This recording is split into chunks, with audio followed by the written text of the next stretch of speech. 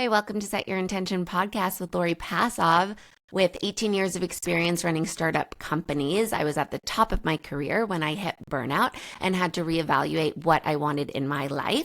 And now I talk to successful business leaders who have basically done it all in their career, all while being parents and striving to find balance in their lives.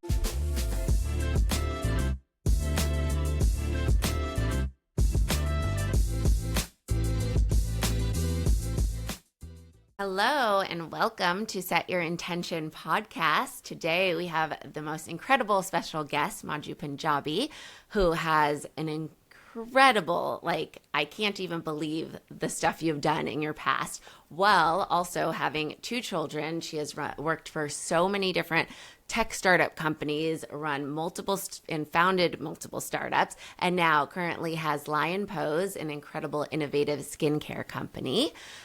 We are with Set Your Intention podcast. Our whole goal is to talk to successful business leaders who have done it all while having children and finding some balance in their lives. So thank you, Madhu, for coming on. I'm so excited to talk to you today. Oh my gosh, thank you so much for having me. This is amazing, and I'm so glad that you're doing this for the world. Oh, thank you. Well, if we could start a little bit about your impressive work history. Honestly, like when we talked last time and I looked at your resume, I was blown away by all the companies you've worked for and all the stuff you have done. So if you could just start a little bit about who you are, tell our listeners what you've done and where you came from and all of that stuff. Yeah, it's so funny that you mentioned that. I've been going through a lot of therapy recently and realizing that I just love to collect labels. And that was kind of the history of my career, just collecting label after label after label so that I could feel more secure about myself and my career. And so I just hope that's clear, but I started off my career actually as a finance major. I went to NYU. I actually went there because I wanted to both do acting as well as business. And that just ended up being this beautiful place to do it.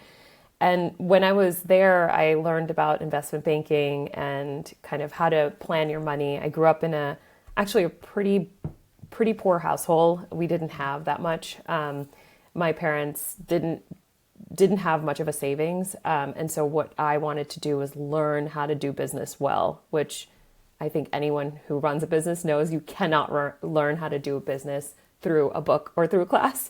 So that's kind of why I started in business. I started in finance. And then the rest of my career was about de-risking business for me. So I kept going from company to company to try and figure out how would I de-risk myself if I went to start my own company.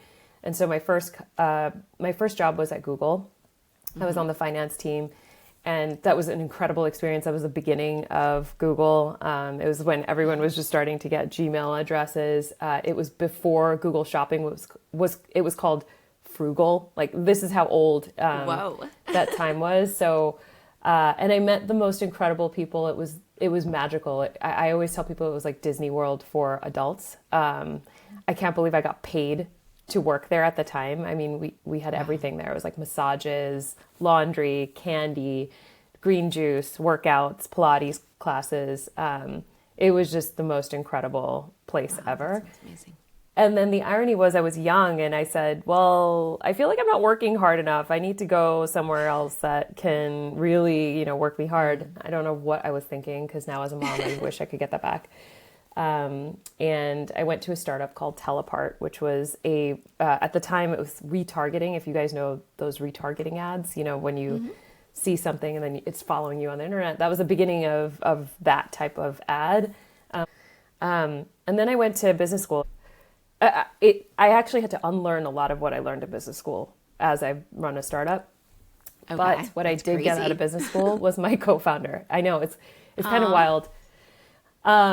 So Harvard was such an incredible place for a network. I would say that's the biggest thing I got from there. So much of my second year, between my first and my second year, I got an internship at Pinterest. This is when Pinterest wasn't even taking on interns. And I pitched launching shopping pins at Pinterest. So it's now an ad product where you can buy on Pinterest.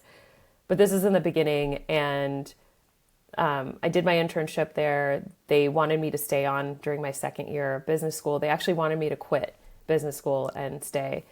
And my professors convinced me not to. They said, we will kind of give you this independent study.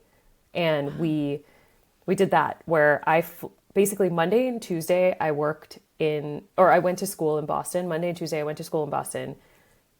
I would fly out Tuesday night to SF. Wednesday, wow. Thursday, Friday, work in the office in SF. And I did this for a year. And it was just... How did you do that?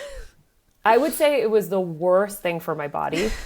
Yeah. I'm still probably recovering from that. Wow. But it was the best thing I did for my career. It was the first IPO I was ever part of. Wow. I got to see... I was obsessed with Pinterest when I first came out. It was incredible. It was such a magical... Yeah. It was another magical tool that people use at a magical time where everybody was like looking to be inspired. Mm-hmm. Tech was booming. And to be part of an IPO that it's very rare to be part of that. And so it was really, really cool to see how does a company kind of go from, startup to big company to IPO, and learned a ton about what I'm good at and what I'm bad at. And I learned that what I'm really good at is the 0 to 1. I'm really good at creating new products. I am really bad at scaling them from like 50 to 100. That is not who I am. And that is actually what Harvard Business School is for. It's for the people that come in when something's already running and they scale it. And the irony is that's just not what I enjoy. So you love like the innovation, the creativity, all the early stage stuff. Correct. Yeah. Which is also really painful. I just learned that I'm sort of a masochist and I love that pain. But I always tell people that I love the whiteboard. I love when it's completely white and I can put whatever I want on it. And I realize that is a certain personality type. Like there's a lot of people who don't like that. And then there's people like me who don't love the already structured environment and then taking it to the next level. And so that really taught me that, startups are where I thrive. Even if it's painful and long hours, it's just something that brings me joy. So I went to Facebook after that, thinking that I wanted some work-life balance because, I used to sleep at the office on Saturdays at Pinterest. And then I was like, well, I really need some balance because I wanted to have kids. So I applied to Google and Facebook. I got Facebook and I was like, let me try that. I went to run live video ranking there. And I realized I was working pretty hard still. And I realized that is actually not the stage of company I enjoy. There was so much bureaucracy and political maneuvering that I had to know how to do. And nothing to say against the company. I actually think Meta is an incredible company. It wasn't even that big at that time. At that time, it was 17,000 people. And I think now it's probably 5 times that. I don't know. But it was so bureaucratic and I couldn't handle that style. That's just not my style. And that I left pretty quickly. It was just a year and I knew that I needed to go start my own company. And that's when I started my kind of entrepreneurial journey. And you say like you knew you needed to, like what was happening? What were the feelings like being in that kind of environment and then kind of creating your new purpose? I think at that time I was not very in tune with my body. I used to just put my body through so much crap. Like when you're younger, you just don't even realize what's going on. So, but there was this moment and it was after I had a miscarriage at Facebook.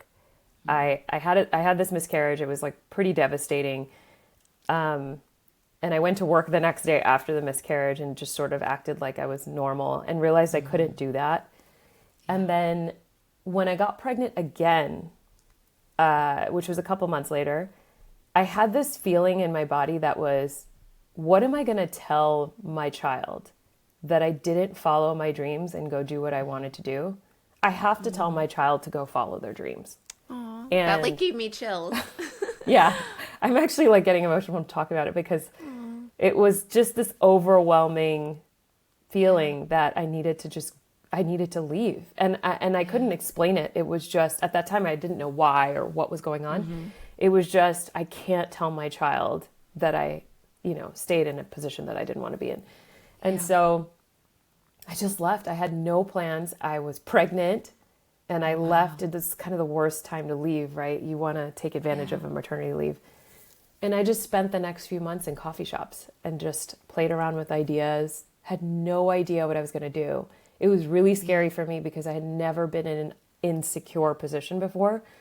Even in business school where I wasn't making an income, I had a job and then started making an income. Like I had never been in a position where I wasn't safe because of how I grew up.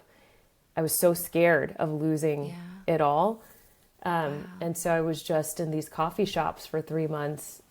And just the only thing that gave me confidence was that I was pregnant. And I knew that I was going to bring in a life into this world. And for whatever reason, that gave me the confidence to start my own company.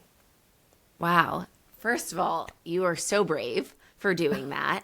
Thanks. I know it might not have seemed like it at the time, but something is so, when something like that happens, I feel like your whole life changes, right? And it sounds like you just felt like this isn't right. Like I have to figure out what is. And that is so brave, and really commend you for doing that. Yeah. I mean, I think a lot happens when you get pregnant. What about you? When you first got pregnant, like, did you have any change? Did you make any changes? Did you think about your life differently? Not like so with my first, it wasn't like that. With my second, it was COVID. And I think the world was like upside down and I was just like going in it. And then it all hit me later. Like what you were saying, you're like, I was sleeping at the office and I didn't realize it. And I had the miscarriage and I went back to work. Like I can so relate to some of that. I mean, obviously not the exact same stuff, but I think I had a wake up call later on and I was like, wow, I went back to work at 6 weeks when my baby was a newborn and I barely spent time with her because it was COVID and you couldn't leave the house. And sometimes you're just in it. And it's like, I've been there where I did end up hitting burnout with my job because I didn't face my feelings. And then I was sitting in coffee shops too and trying to figure it out. But it's like, it's so scary, but it's this beautiful time to actually be like, what do I really want? And what do I want for my either future family or for my kids? I'm like, we have one life. Like, how are we going to spend it? When you say burnout, what were you feeling? Like what were the signs of burnout? Are you wondering if you're feeling it? I'm just curious if we had the same feelings. I'm just like, how do you know you were burnt out? Yeah, no, appreciate you asking. I mean, it's interesting because it's like, I'd love to hear more about your story and like if you got to a time where you just like didn't even I'm like realize interviewing you till that. No, that's okay. It's fun. I like talking about myself, but so I mean with burnout, it's funny because I was thinking about it the other day and I'm like, what are the early signs? Or you're just like maybe starting to feel anxious, and I had never felt anxiety before, and so I like didn't even really recognize it when it started, and then my sleep started to get really off track, and then I just kind of kept ignoring it because I'd imagine you're kind of similar, like you just kind of like really like to be successful, really like to get things done, really like to feel good about what you're doing with your work life. And I'm like, I can do this. Anyone can do this, right? And if anyone can do it, I can do it. And I didn't want to admit to myself that it's not that I couldn't do it, but that something needed to change. Something had to give. So for you, if we can go back to that a little bit, what were some signs that things were kind of going in the wrong direction? Yeah, I mean, my hair was falling out. That's a classic, pretty direct sign. I didn't want to believe anybody when my hair was falling out that it was because of stress. Yeah. I thought it was some other medical condition or something, but that was a big issue. I started to forget things, which I remember forgetting my keys a lot. And it was like brain fog, right? Oh, not being able to put things together in your head that you used to be able to. And I know that when I'm very stressed, that happens. Like I remember when I was taking the GMAT for business school, I had to take it 4 times because I was so stressed about it. And the first 2 times that I went in, I would black out. I just was so stressed that I couldn't think. And so now I know when that happens, I need to stop. But I used to never stop. I would just keep going. And so I think now I just being able, and also this is a lot of therapy. Last year I got particularly burnt out, so much so my husband told me you need to go take a break. You know, when other people are around you and telling you, you need to go take a break. My skin gets really dry. I get dark circles. You can visually see it. And it was interesting. This was the most burnt out I've ever been in my life, because I think I was managing a startup, managing 2 kids, a household. It was too much for me, and not taking care of myself. Right. And I was like, I'm going to go somewhere different. So I went to Thailand.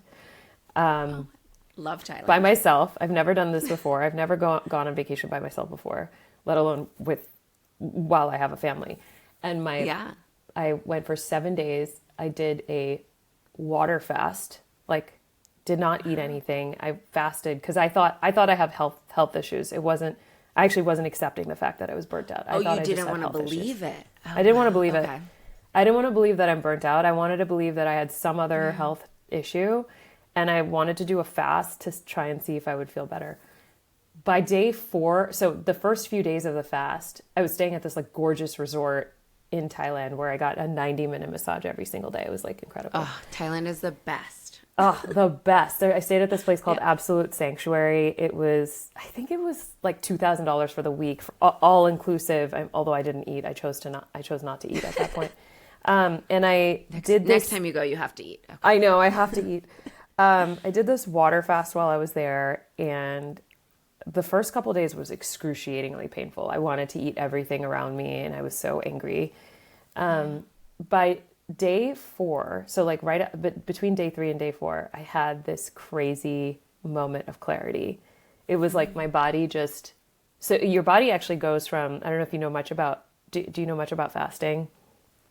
No, I don't. So yeah.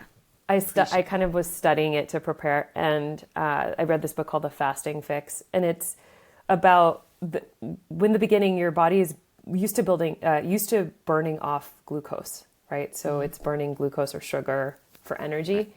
And around day 3, after not eating any sugar, your body goes from burning sugar to fat, and you go into ketosis.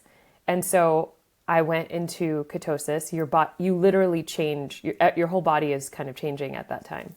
And my skin got clear. I had really bad acne, and I had dark circles. Everything cleared up.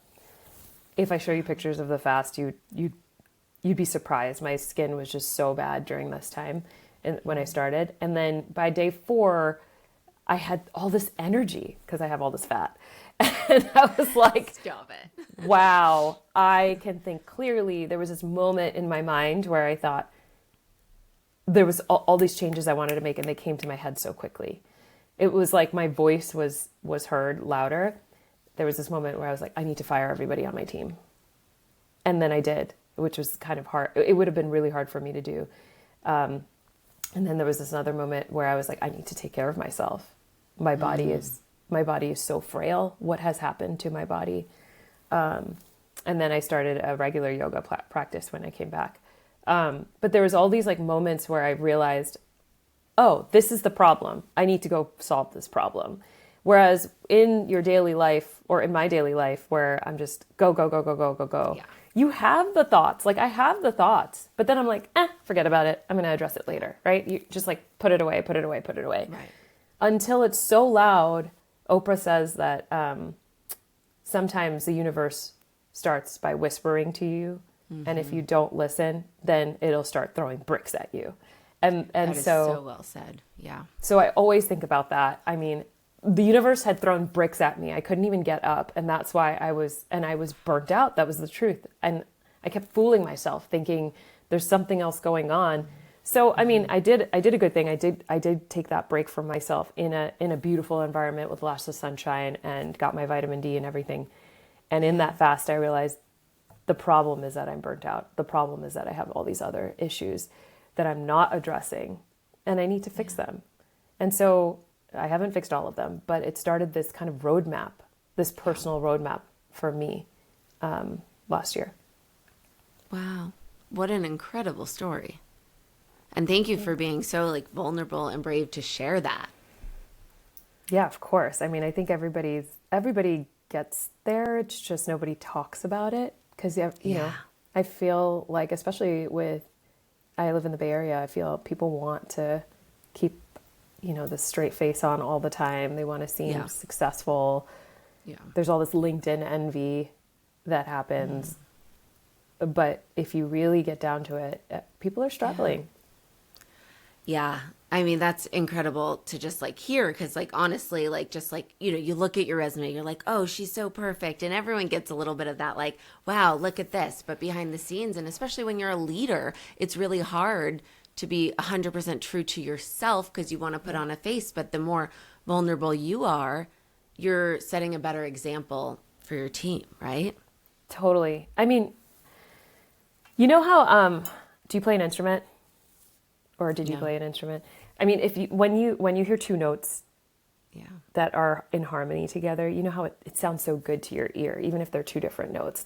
When they're in harmony, it's like beautiful. Or if you're sitting in a church and someone's playing the piano or the chords, you can hear it. When the two notes don't go in harmony together, you hear the cognitive dissonance, right? You hear that. And what I think about a lot is how I was living this one public life, or like my LinkedIn life, and I was living my own life, and there was absolutely no harmony between the two, and it was tearing me apart. And so now, you know, even when you started, you're like, oh, you have this like crazy, you know, career and background. I was like, well, let me tell you the truth, right? Of getting all those labels doesn't bring inner happiness. And it doesn't teach you how to live a life. And so now I feel like I'm actually going back in time and learning the basics. Yeah.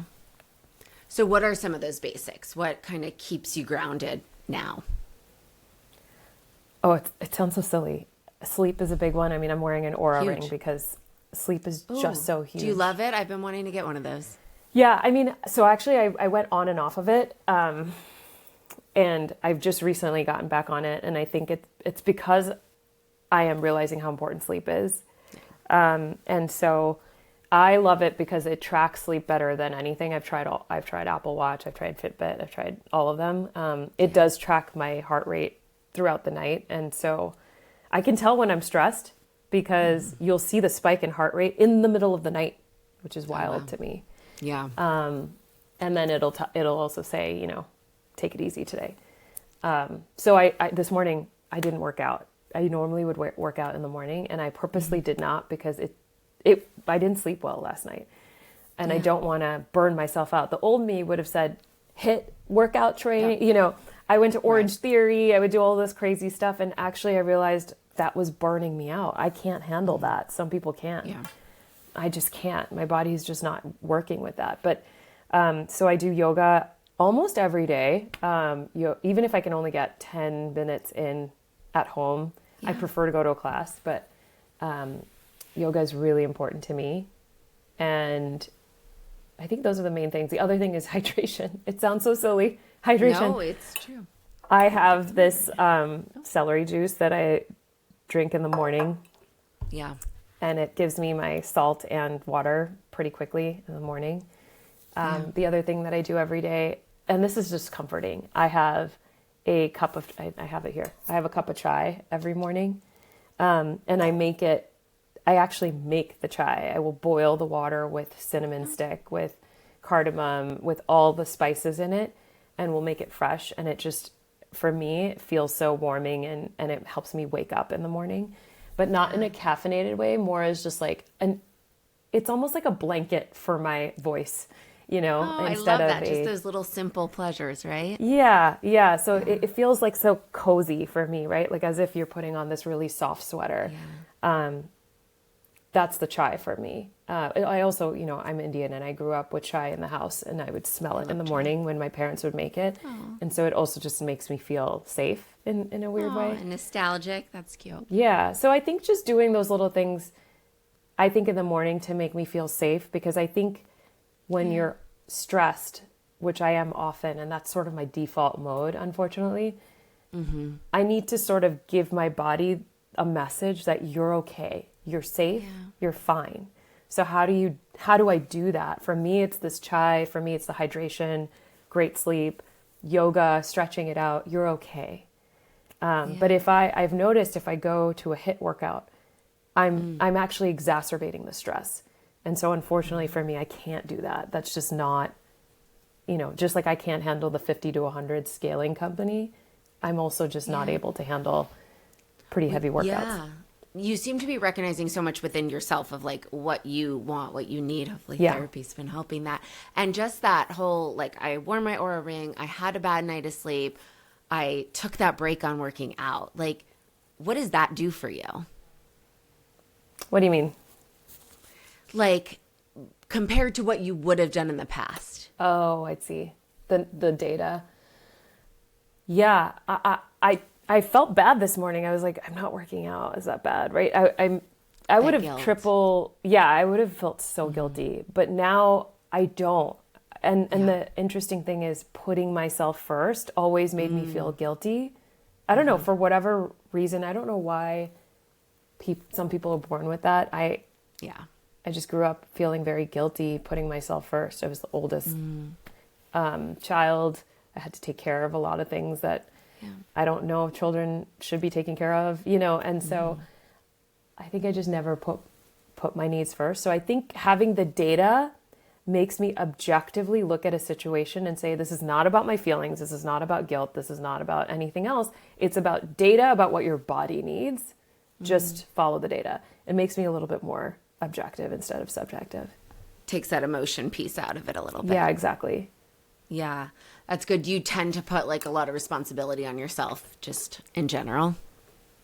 Yeah, don't we all? I mean, I totally relate. I remember, so when I was on my burnout journey in the early stages, I went to therapy and she was like, what's going to happen if you don't work at night? Is the company like going to be on fire? Yeah. And I literally was like, yes. And I felt that in my core. Yeah. I was like, I know, same. Like, and then through therapy, through coaching, through self-discovery, I realized like, why do I do that to myself? Like, why do I take all the responsibility and put it on my shoulders? Why do you think you did that? I'm actually curious. I know. I just want to know because I want to know if I had the same problem. I think I also just was always like a people pleaser, always wanted to make everyone happy. And then you become a parent and then it's like 100 times that, right? Yeah. Like you're taking care of everyone. And when you're running a team, you're taking care of them. And then I realized like, I'm also doing people a disservice. Like coaching is more about figuring out like your needs and what you want and not what I know for you and mentoring and guiding you. It's more like, what do you really need?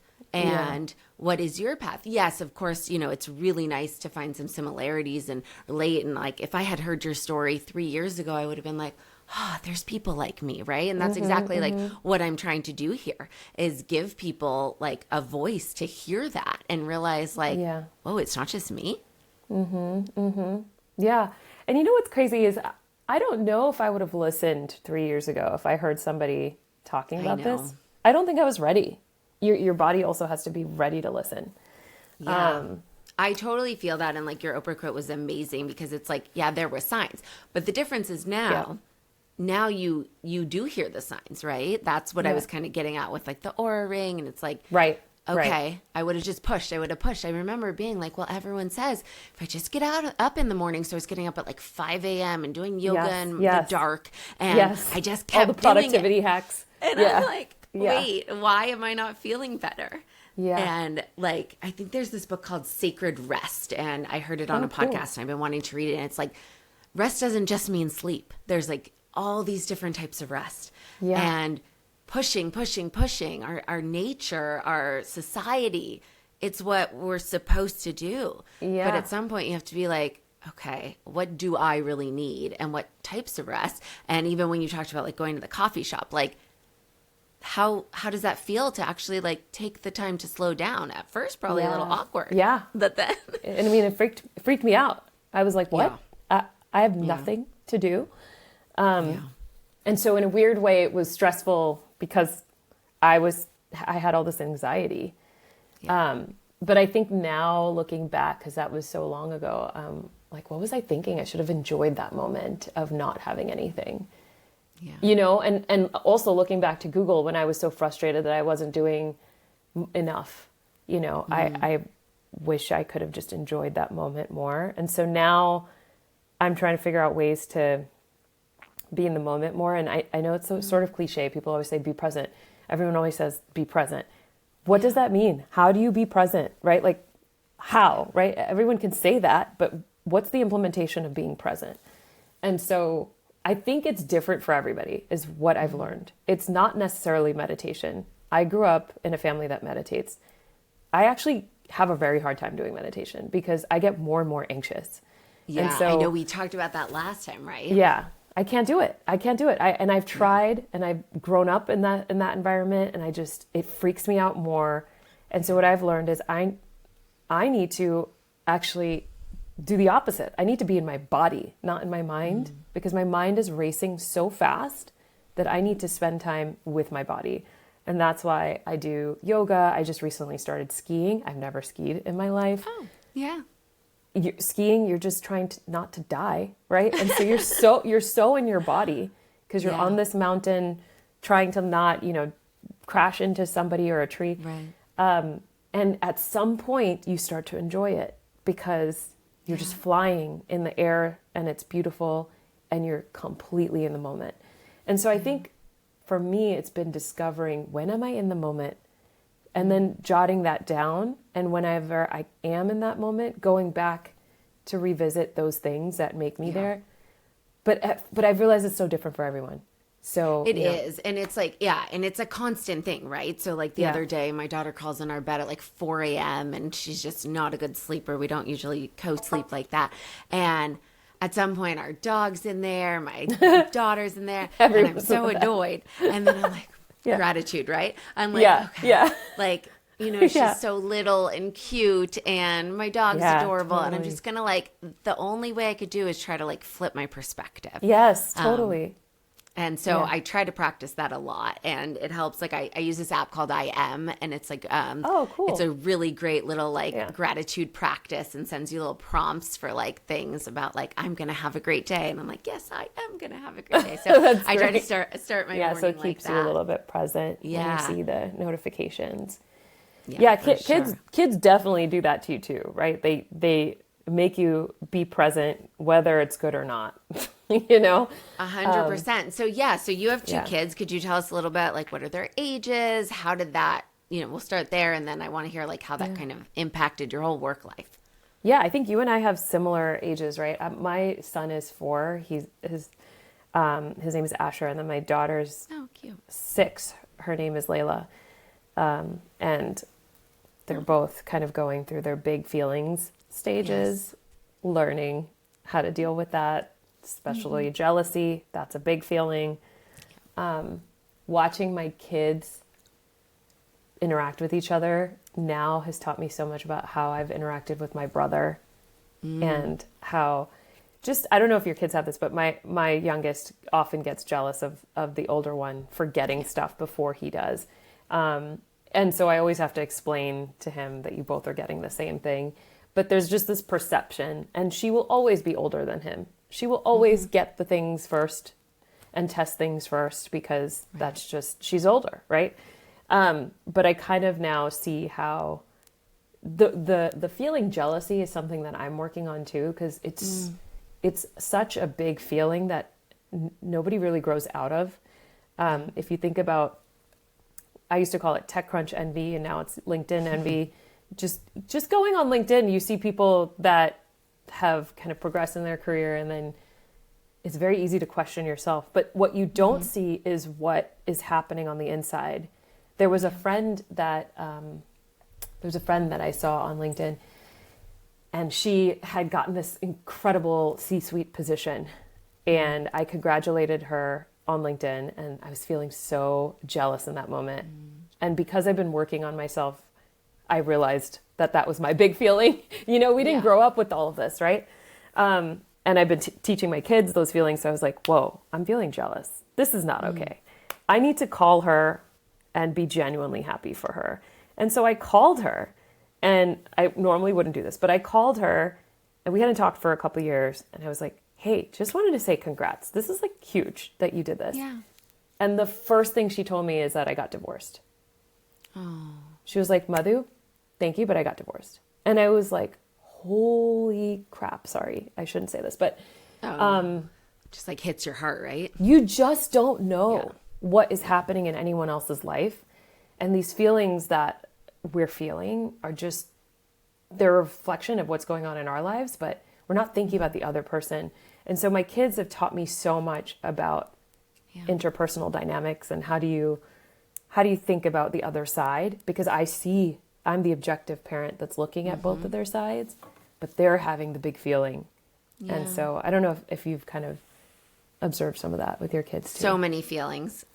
Many feelings. Yeah, my son was just in a bad mood, and I'm like, I get it, going off to school today, and I was just like, he was, we're trying to push him to get out the door, and then he's just crying, and I'm like, just gave him a big hug, and I'm like, we all feel it sometimes, right? Yeah. They've taught me so much because at 4 years old and at 6 years old, they actually know so well how they feel. They don't know how to express the word. They don't know how to label that feeling, but they know what's making them upset. And so there have been times, for example, when my daughter doesn't want to go to school, and it's because she didn't like a person at school who was treating her poorly, right? Yeah. And I didn't know until months later when I go and observe at the playground, oh, there's this person that's not being nice to you. That's why you're upset. You know, but they it's very simple math for them. Totally. And so for us, we have these feelings and we think they're so complicated. And in reality, they actually could be quite simple. We're just not listening to it the way the kids are. And so I think they've taught me so much about life. Yeah. Have you shifted into like, I heard you say like, I was jealous, like recognizing those feelings. Because I feel like you just can't move on till you admit it to yourself. And then you can try to spin it to more of a positive. But I think I tried so hard to always be positive. Like I thought that was something like we just are supposed to do. It. Made me, yes. And I don't know if it's our generation, but we 100% did. But my daughter, she walks over that emotion chart. She's so excited to touch it, I was just thinking about that, the chart. They'll look up there and they're like, I'm frustrated, or I'm 100%. Excited. Yeah. And actually that has taught me how to identify my emotions too, because I wasn't allowed to have emotions. Like that just wasn't part of that wasn't part of our lexicon when we were growing up. And so I think for one aspect is that they are learning that, and that's amazing. Of course, we don't want to go overboard and only pay attention to that, but I do think it's beautiful to acknowledge that. Yes, I'm jealous right now, and I'm going to do something to change that. Versus just holding on to that feeling and burying it.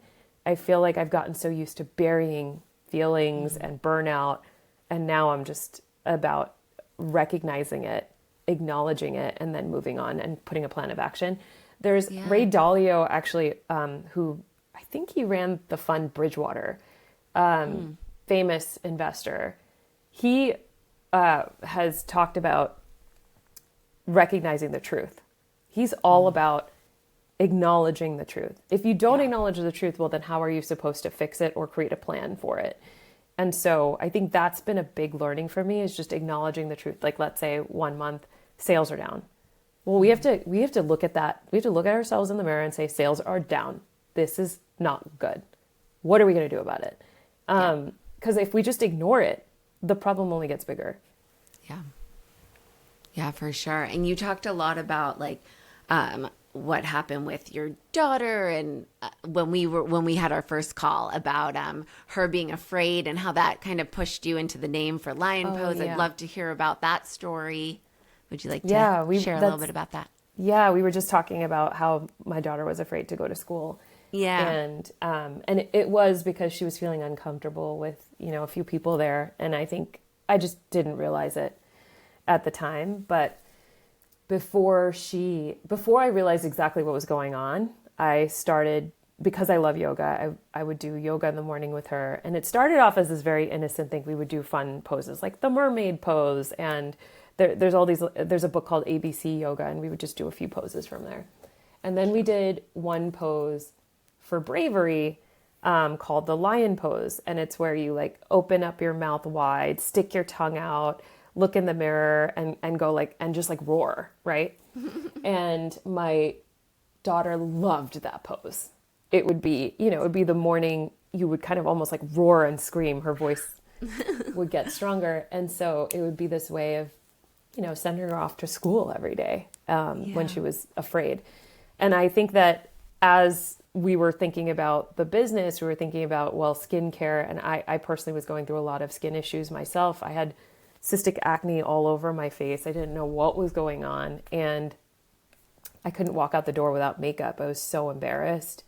And so while while my daughter was going through a tough time and embarrassed about going to school, I was embarrassed about facing the world. And so when we thought of the name for the company, we called it Lion Pose because we wanted to give people a voice. We wanted to bring back confidence in people's lives. Yeah. I love that. And you also you cater to so many different types, like all skincare and everything, right? Tell us a little bit about Lion Pose and why you started it. I mean, just mention why you started it, but so who you want to cater to and how you want to make those people feel confident. Yeah. It's changed a lot since we started, but this was, 4 years ago. My co-founder and I, Nisha, we were working on a completely different business. We were working on infant formula. And so it was. Is that with Huggable?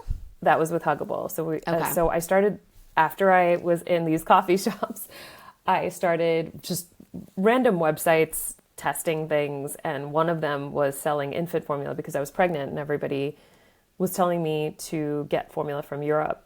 And I just thought that was so bizarre. Mm-hmm. Did you? What did you use at the time? Do you know? Oh my God, I can't even remember all the different names. Olay. Yeah, Kendall. that stuff.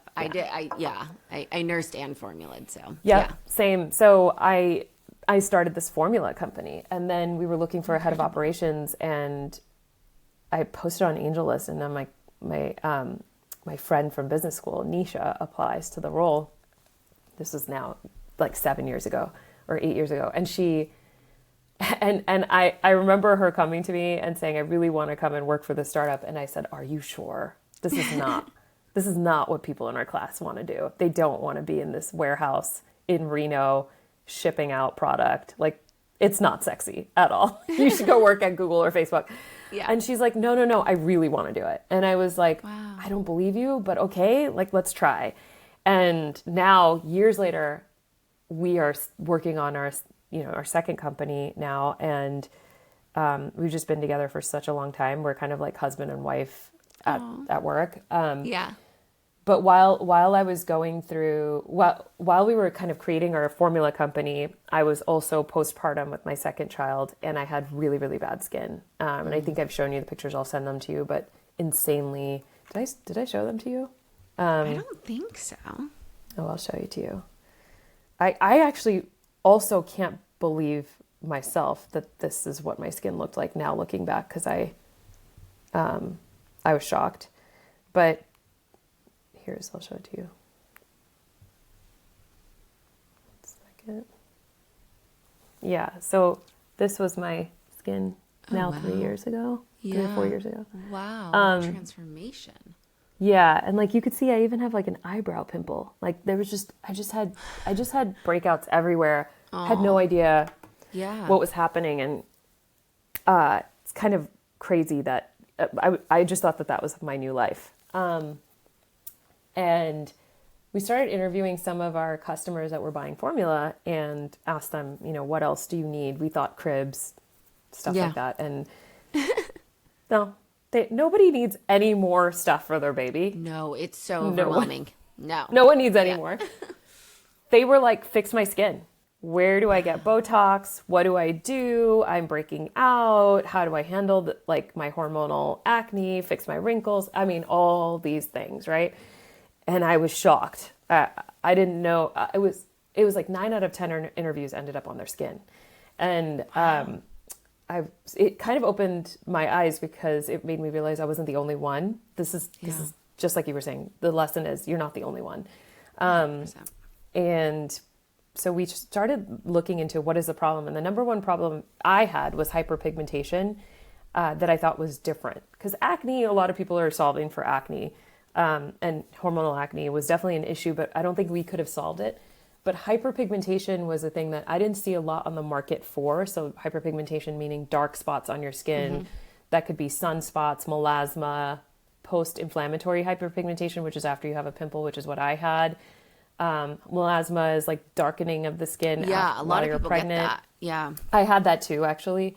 It kind of ends up being sort of bluish in nature as an undertone. And so we realized there weren't a lot of solutions. I was actually going through a lot of procedures at the time to solve for it. So I was doing chemical peels. I did a kind of like a sort of a surgery. It was called subcision, where they took a needle and went through my skin to kind of break up some of the skin. And so I tried so many different things. And one thing that worked for me was a chemical peel that was like $200 in the office. And I did a series of 6 of them, so not cheap. And it transformed my skin. And my mom has melasma as well. And she would never go into the dermatologist's office. She just is so scared of doctors, wants to solve things by herself at home. And I thought, well, how do we bottle this for people like my mom, who just would never go into a dermatologist's office? And then there's data to prove that most people won't go. So dermatologists, there's only 10,000 in the United States. There are 300 million people in the United States. Wow. So there's no way everyone can go to the derm. And that's why it takes 6 months. They all have like 6 months waiting lists. It's crazy. Exactly. That's why it always takes that long. So what we wanted to do was make dermatologist grade products more accessible. And we started with solving the problem of hyperpigmentation and dark spots. So our first product is actually Unspotted, which is that product right there. And we recently won the Allure Best of Beauty Award for it. That amazing. Yeah. So. Yeah. And we're different in that we spend $50,000 on each product running an actual clinical trial. And it's a blind study. We don't know the people in this study. Whereas most of the industry, does not run clinical trials. They'll run surveys, which they kind of brand as a clinical, but they'll just send a note to 100 people of their friends and ask them to fill out a survey. And that's where you'll get things like 100% of people said that this was moisturizing. Well, yes, they were 100 of your friends. And so, this industry is very, very easy to manipulate. And we wanted to bring truth to that industry and bring things that actually work, not just claim that they work. Wow. Incredible. And now with Lion Pose, I know you've talked a lot about your journey and stuff. How do you define success at this moment? That's a good question. I'm such a metrics-driven person. It's really hard not to want to define it by metrics. So the problem is that when you build a company, sometimes those metrics don't come to life immediately. So, so for me, it's just been, are we getting better every day? So the metric that I look at just from a very tactical standpoint is EBITDA, which is your profit. It's your profit line. And for the first 2 years, we were so negative. And in January, we hit our first month of positive profit. And so I think the way I look at it now is just month over month change. Like, are we just getting better? And so even now we just launched ads on our, like in January, and ads in the beginning are never profitable. We were like negative 50%. We're like losing 50%, 50 cents on the dollar. Then the second month we were like negative 30%, better. And then now we're at negative 10%. And so the way I measure myself now is the rate of change rather than the actual metric.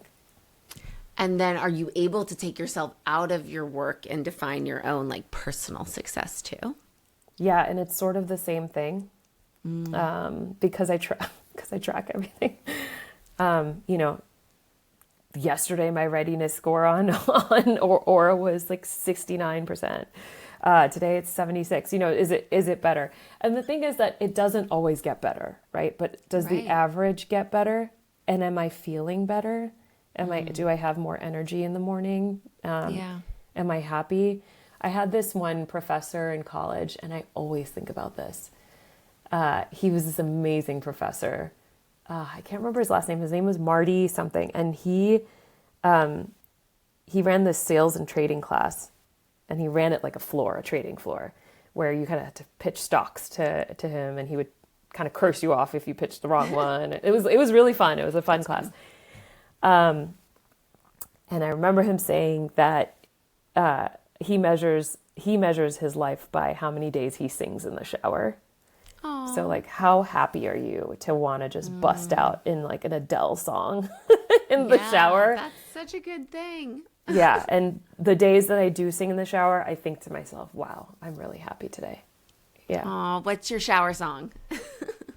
Ooh, I don't know. It could be anything. I mean, these days it's Taylor Swift because my daughter's obsessed with Taylor Swift. I was thinking it's like whatever my kids are listening to. Yeah. But actually yesterday, so I have hype songs. I actually have a hype song playlist where I play it in the morning while I'm brushing my teeth. And recently my hype song has been, there's a Fort Minor song. This is old. It's called Remember the Name. It's really good. And there's a part in there where it's like, you know, I think for them, it's like getting famous or having success. It's like 5% pleasure, 50% pain, you know, and they're like rapping this whole thing. And I was like, yes, it is that. But it's just helpful to remind myself, okay, if today's going to be 50% pain, that's okay. That's normal. But then find the joy in the rest of it. Find the joy. Yeah. Yes, for sure. Yeah. And what, how does it help you? Like, what kind of boundaries do you set to be able to find the joy in your daily life? There's no boundaries. I don't know. I love that question, but I'm not that perfect person that has boundaries. Okay. Unfortunately. And I think it's because I'm a mom and I have so many people in my house at all times. But do you have a team to at least help you support? Yeah. I mean, we have a nanny, which is helpful. Yeah. And I think the thing that I'm learning now is, and this is especially as a founder, is how to take stock of all the things that are sucking life out of me, you know? So even little things, I used to just want to do everything, like schedule the doctor's appointments and run the meeting and do the task management and, you know, and now it's about where am I most useful? Where is my zone of genius? Where am I just the best at doing the thing? Plus, where do people need me the most? That's where I need to spend my time. And then everything else needs to be abstracted away. So the hard part for me has been, for example, personally, I grew up, my mom was a stay-at-home mom, and she cooks the best food, even still today. And I suck. Like when I compare myself to my mom, I'm like a terrible cook, right? And it makes me feel like I'm a terrible mom. But I had to reframe and say, well, no, like I'm a working mom now. I'm amazing when I sit down and read a book with my kids and play a game with them. Unfortunately, I can't do the cooking. The cooking is going to take me away from my kids for an hour or two, and it's not going to give me the highest ROI for that, you know, moment. And so I've had to, you know, find ways to outsource the cooking. And so these are things that I wouldn't say they're boundaries, but they're, again, it's like recognizing the truth. Like where am I good at things? Where does the opposite party need me? And then what else can I just farm out, you know? Yeah, absolutely. And accepting that, like you mean your story of how, you know, you've accepted that, okay, I don't have time to cook because it's going to take me away from being fully present, being with my kids, right?